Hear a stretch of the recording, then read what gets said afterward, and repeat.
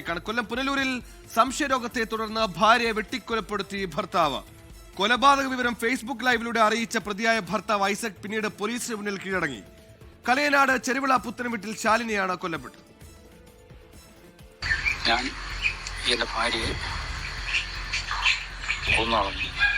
അതിൻ്റെ കാരണം ഞാൻ അറിയാതെ പല ബന്ധങ്ങളും ഞാൻ വീട്ടിൽ സ്വർണ്ണങ്ങളെടുത്ത് പണയം വെക്കുകയും അതുപോലെ തന്നെ ഞാൻ പറഞ്ഞാൽ കേൾക്കാതെ ഇഷ്ടമുള്ള രീതിയിൽ പോവുകയും വരികയും ചെയ്തുകൊണ്ടിരിക്കുകയായിരുന്നു. ഭാര്യയെ കൊലപ്പെടുത്തിയ ശേഷം ഐസക് എത്തിയത് പുനലൂരിലെ ഈ പോലീസ് സ്റ്റേഷനിലേക്കാണ്. താൻ ഭാര്യയെ കൊലപ്പെടുത്തിയെന്ന യാതൊരു കൂസലുമില്ലാതെ ഐസക് പോലീസ് ഉദ്യോഗസ്ഥരോട് പറഞ്ഞു. വിശ്വസിക്കാൻ പോലീസ് ഉദ്യോഗസ്ഥർ ആദ്യഘട്ടത്തിൽ കൂട്ടാക്കിയില്ല. തെളിവിനായി ഐസക് ചില ദൃശ്യങ്ങൾ കാണിച്ചു. ഇത് കണ്ട പോലീസ് ഉദ്യോഗസ്ഥർ ഞെട്ടി. അപ്പോഴാണ് ശാലിനി കൊല്ലപ്പെട്ട വിവരം പോലീസ് ഉദ്യോഗസ്ഥർ പോലും മനസ്സിലാക്കുന്നത്. കുടുംബ പ്രശ്നങ്ങളെ തുടർന്ന് ശാലിനിയും ഐസക്കും ഏറെ നാളായി പിരിഞ്ഞു കഴിയുകയായിരുന്നു.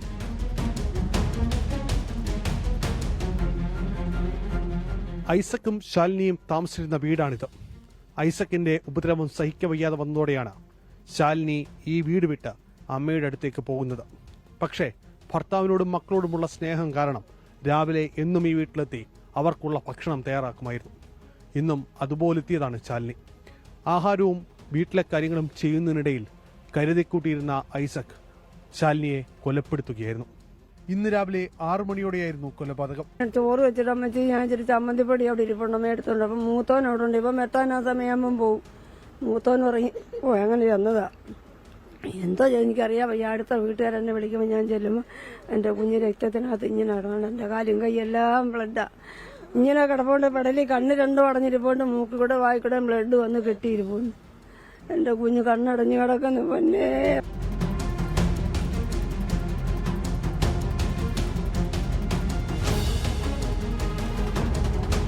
കയ്യിൽ കരുതിയിരുന്ന കത്തി ഉപയോഗിച്ചായിരുന്നു ഐസക് ശാലിനിയെ കൊലപ്പെടുത്തിയത്. നിലവിളി കെട്ട് ഓടിക്കൂടിയവർ പോലും ഒരു നിമിഷം എന്ത് ചെയ്യണമെന്നറിയാതെ പരിഭ്രമിച്ചു. ചേച്ചിയുടെ ഒരു അലർച്ച കേട്ടോണ്ട് എഴുന്നേക്കുന്നേ. ചേച്ചിയുടെ ആദ്യം അലർച്ച കേട്ട, പിന്നെ ചെറുക്ക അലർന്നതാ കേട്ടത്. ഞാൻ വന്ന് നോക്കിയപ്പോഴത്തേന് കമന്ന് കിടക്കുമായിരുന്നു. അയാൾ സ്ഥലത്തുണ്ടായിരുന്നു. അപ്പോഴത്തേന് കയറി അങ്ങ് പോയി. നമുക്ക് എന്ത് ചെയ്യണമെന്നില്ലാതെ പകച്ചു പോയ ഒരിതായിരുന്നു.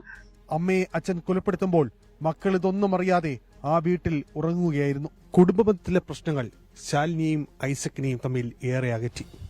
പലപ്പോഴും അത് കൂട്ടിച്ചേർക്കാൻ ശ്രമിച്ചെങ്കിലും എങ്ങും എത്തിയില്ല. ആ ബന്ധം അങ്ങനെ വേർപിരിയുന്ന ഘട്ടമെത്തി. ഒടുവിൽ മർദ്ദനം തുടർന്ന ഐസക്കിനെ സഹിക്കാൻ കഴിയാതെ വന്നതോടെയാണ് വീട് വിട്ടിറങ്ങി അമ്മയടക്കം താമസിക്കുന്ന വീട്ടിലേക്കുള്ള ഈ കൂടുമാറ്റം. പക്ഷേ അവിടെയും അവൾക്ക് നീതി കിട്ടിയില്ല, ജീവിക്കാനുള്ള അവകാശവും. ശാലിനിയുടെ മൃതദേഹം ഇൻക്വസ്റ്റ് നടപടികൾക്ക് ശേഷം പുനലൂർ താലൂക്ക് ആശുപത്രിയിലേക്ക് മാറ്റി. കൊലപാതകങ്ങളെക്കുറിച്ച് കേട്ടുകേൾവി മാത്രമുള്ള ഒരു സാധാരണ നാട്ടിൻപുറമാണിത്. ഇന്ന് ഈ നാട് ഉണർന്നത് ശാലിനിയുടെ ക്രൂരമായ കൊലപാതകത്തിന്റെ വാർത്ത കേട്ടാണ്.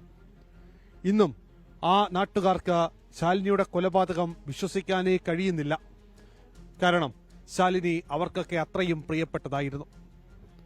പുനലൂരിൽ നിന്ന് ക്യാമറാമാൻ അരുണസാറിനൊപ്പം അരുൺ രാജ്, 24. ലോകത്തെവിടെയായാലും ഏത് സമയത്തും 24 വാർത്തകളും ഓഗ്മെന്റഡ് റിയാലിറ്റി പാക്കേജുകളും എക്സ്പ്ലെയിനറുകളും വിശദമായി കാണാൻ ഞങ്ങളുടെ യൂട്യൂബ് ചാനൽ നിങ്ങൾക്ക് സബ്സ്ക്രൈബ് ചെയ്യാം.